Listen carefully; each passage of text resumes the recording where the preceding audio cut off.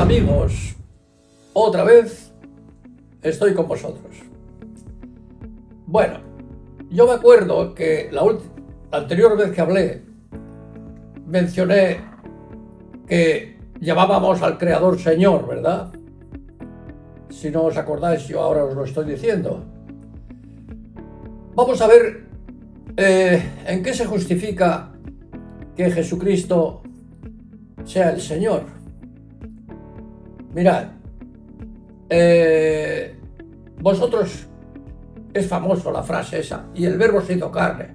Bueno, cuando hacemos el verbo es la traducción de la palabra griega logos, que significa la palabra. Fijaros qué enlace tiene. En el primer libro de la Biblia tenemos que los cielos y la tierra fueron hechos por la palabra de Dios, ¿verdad? Y dijo Dios, hágase tal, hágase cual. Bueno, pues ahí menciona que fueron hechos los cielos y la tierra por la palabra de Dios. Pero es que aquel verbo, como he dicho hace un momento, se hizo carne, aquella palabra se hizo carne y habitó entre nosotros. Pero esto no es algo que aparece en el Nuevo Testamento. Mira, os voy a citar aquí pequeños fragmentos solamente de un libro de un profeta, solamente del profeta Isaías, que también está en la Biblia. Y fijaros, este libro Isaías se escribió aproximadamente unos 600 años antes de Jesucristo, antes de la llegada. Fijaros cómo estas palabras, estas expresiones que voy a citar, se están refiriendo a este Dios que se iba a encarnar.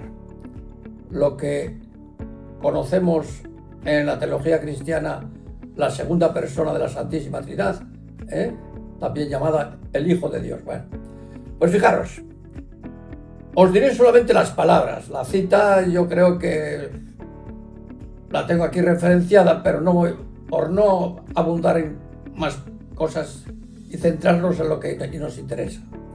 Fijaros, por ejemplo, estas cosas que voy a citar están solo en un libro, pero a mí me dio curiosidad y un día investigué en cuántos libros de los 66 libros inspirados hace referencias al Mesías. Bueno, pues fijaros, aproximadamente 1 o 2 o máximo 3 no encontré exactamente la referencia bien explícita, pero en los demás hay referencia. Y ahora solamente os indico lo del libro de Isaías, así por encima también. Vamos a ver.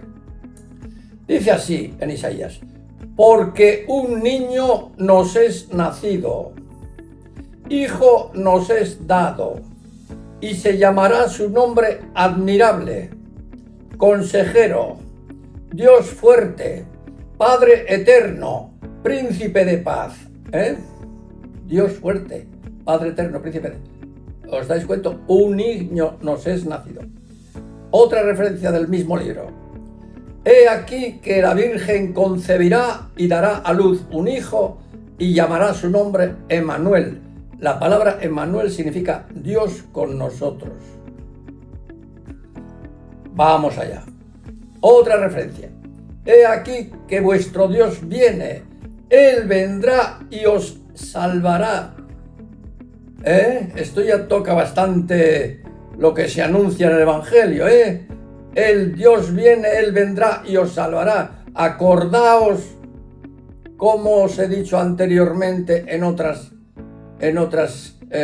ocasiones, que la sola fe en Él nos salvará. Vamos, seguimos.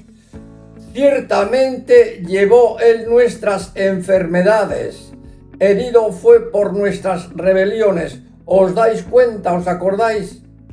No vais relacionando ya con que llevó el castigo que nuestra reconciliación necesitaba y que nos pertenecía a nosotros llevar ese castigo. Seguimos con el libro de Isaías. Por cierto, aparece aquí uno en Jeremías. Levantaré a David un renuevo justo y este será su nombre, Jehová, justicia nuestra. La referencia a un renuevo justo es un descendiente, porque se sabía que aquel niño, que aquel Dios encarnado procedería de la descendencia biológica del rey David. Vamos allá. Otra referencia. Ahora vamos al Nuevo Testamento, porque amigos, vamos a recordar lo que os he dicho al principio. Tratamos de ver quién era este Salvador, este Dios encarnado, cómo se justifica que es Dios encarnado. Dice así en el Evangelio de Juan: en el principio era la palabra, y la palabra era con Dios, y la palabra era Dios, y aquella palabra se hizo carne y habitó entre nosotros. Está bastante claro aquí, que la palabra era Dios en el principio y estaba con Dios. Vamos, seguimos. Palabras exactas de Jesús en el Evangelio de Juan. Dice Jesús: antes que Abraham fuese, yo soy. La expresión yo soy es como habla y se presenta Jehová, el Dios del Antiguo Testamento. Se presenta en los profetas, en la Torá, o sea, en los libros de Moisés, se presenta como el yo soy. Seguimos. Porque en él habita, esto es unas palabras de Pablo. Dice así: porque en él, en Jesucristo, habita corporalmente toda la plenitud de deidad, toda la plenitud de la deidad. Venga, más otra referencia.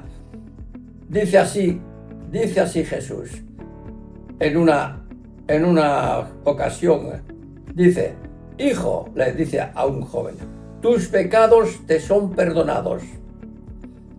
Y la pregunta dice: ¿quién puede perdonar pecados si no solo Dios?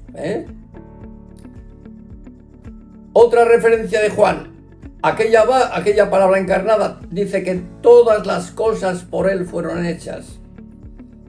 Bueno, todas estas citas es para deciros que estás totalmente justificado que Jesucristo era Dios encarnado. Y ahora vamos a concluir de la siguiente manera, fijaros, de la siguiente manera. Jesucristo no era un pobre hombre, un buenazo, un hombre que fue capaz de dar su vida y decir que él moría por los pecadores, para salvar a los pecadores. Jesucristo era Dios encarnado, Dios hecho hombre, Emmanuel, Dios con nosotros. Mirad. Nuestro Salvador es Dios mismo. Y si esto lo aceptamos y lo recibimos en nuestro corazón, desde luego ocurre una transformación, porque nacemos y somos hijos de Dios, engendrados por Dios y por el Espíritu Santo. Amigos, no quiero entreteneros más y os doy las gracias por haber estado con nosotros, por haber estado conmigo. Hasta la próxima ocasión.